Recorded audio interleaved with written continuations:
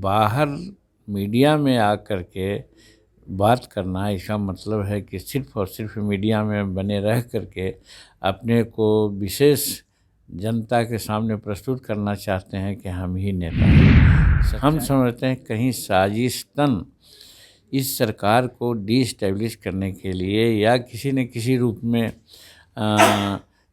इसको डिस्टर्ब करने के लिए भी कहीं न कहीं साजिश होती रहती है। हमको लगता है कि कहीं कुशवाहा जी उसी साजिश के पार्ट तो नहीं हैं। अगर बिहार के मुख्यमंत्री हम 2 दिन के लिए भी अगर नहीं होते तो आज शायद आप मेरे साथ नहीं होते और हमसे नहीं पूछते। और 9 महीना उनको हम लोग को काम करने का मौका दिया। बहुत ऐसा काम हुआ जो चर्चित काम है, जिसको प्राइम मिनिस्टर तक ने सराहा है कि आपने काम किया है। बहुत से सेंट्रल मिनिस्टर ने भी उसको ये किया है। तो ये कि लगता है कहीं न कहीं अपने मन में कुछ दूसरी बातें को पाल रहे थे कुशवाहा जी।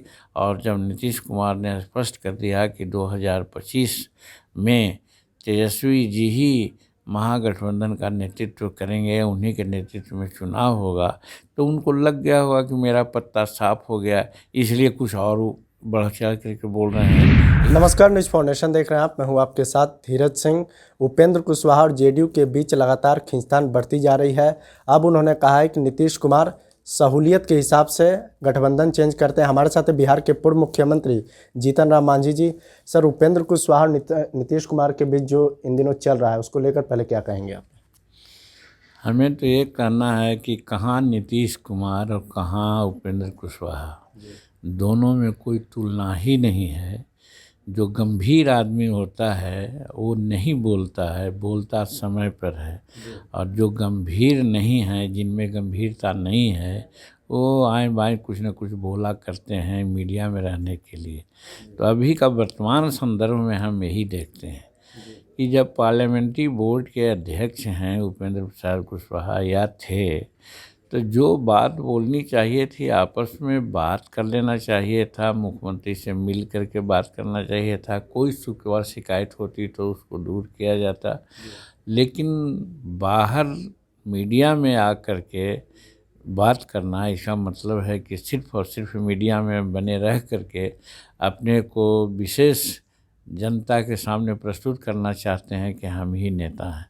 सच्चाई यही है कि अभी बिहार का नेता नीतीश कुमार जी हैं, सर्वमान्य नेता हैं। आज 17 वर्ष से वहाँ के मुख्यमंत्री पद संभाले हुए हैं और बहुत सलाहियत से, बहुत सलीके से चला रहे हैं। इससे अच्छा कोई मुख्यमंत्री नहीं चला सकता था।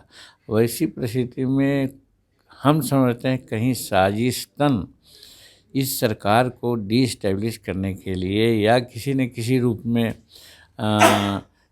इसको डिस्टर्ब करने के लिए भी कहीं न कहीं साजिश होती रहती है। हमको लगता है कि कहीं कुशवाहा जी उसी साजिश के पार्ट तो नहीं हैं।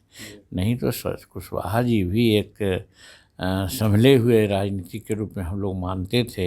लेकिन इस प्रकरण में हमको ऐसा लग रहा है कि जो हम लोगों की भ्रांतियाँ थी कि वो संभले हुए राजनीतिक हैं, अब हमको लगता है कि वो संभले हुए राजनीति नहीं, बहुत सतही नेता हैं और उस स्तर पर वो काम कर रहे हैं। आप साजिश की बात कर रहे हैं, क्या आपको भी लगता है कि वो किसी अन्य दल के संपर्क में फिर से एनडीए की तरफ जाने का जो उनका मन है वो पूरी तरह से बना चुके हैं? देखिए, सब बात बहुत स्पष्ट नहीं करना चाहिए राजनीति में। राजनीति में इशारा बहुत काफ़ी है और उसी के तहत हम भी बोले, नीतीश कुमार जी भी कुछ बोल रहे हैं कि बाहर के लोगों से अगर उनको बात करनी है तो बात करते रहें, अगर हमसे बात करनी है तो आकर के बात करें। बहुत स्पष्ट उन्होंने कहा। तो इसी में शंकाएँ बढ़ती है कि कहीं न कहीं किसी के इशारे पर कुछ कुचक्र वो रच रहे हैं ताकि महागठबंधन में कुछ न कुछ दरार आवे और महागठबंधन की सरकार कमज़ोर हो। तो हम समझते हैं कि ये चाल उनकी नहीं चलने वाली है। नीतीश कुमार जी के नेतृत्व में सातों गठबंधन के पार्टी दल के लोग बहुत इंटैक्ट हैं और हर तरह से सामंजस्य बना करके काम लोग कर रहे हैं। एक सवाल है सर कि वो कहते हैं कि शरद यादव की पार्टी रही है, उनको धक्का देकर निकाला, उसके बाद तमाम नेताओं को ठगा। उन्होंने आपका भी नाम लिया, आरसीपी सिंह का भी नाम लिया कि तमाम लोगों को नीतीश कुमार ठगने का काम कर रहे हैं।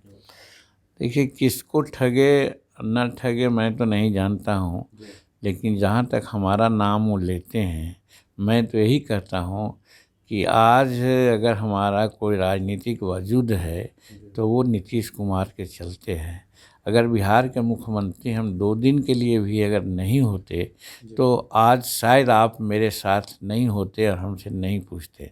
और 9 महीना उनको हम लोग को काम करने का मौका दिया। बहुत ऐसा काम हुआ जो चर्चित काम है, जिसको प्राइम मिनिस्टर तक ने सराहा है कि आपने काम किया है। बहुत से सेंट्रल मिनिस्टर ने भी उसको ये किया है।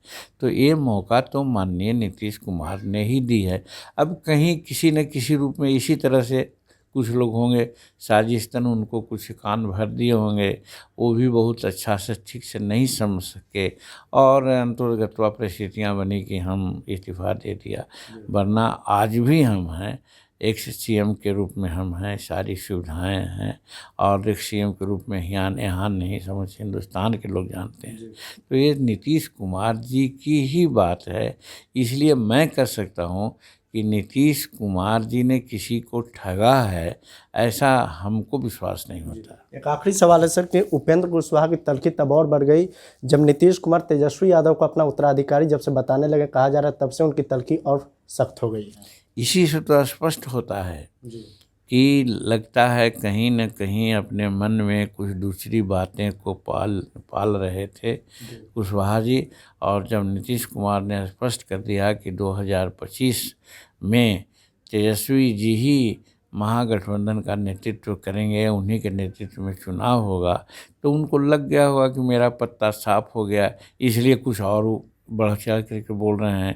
यही साबित होता है जो हम लोग कह रहे थे पहले, इस बात से प्रमाणित होती है कि साहब उनको लगा कि अब हमारे लिए यहाँ कोई जगह नहीं है, इसलिए हम अपना दूसरा पैंतरा बदलें। बहुत बहुत धन्यवाद। यहाँ बिहार के पूर्व मुख्यमंत्री जीतन राम मांझी। दिल्ली से न्यूज़ 4 नेशन के लिए मैं धीरज सिंह।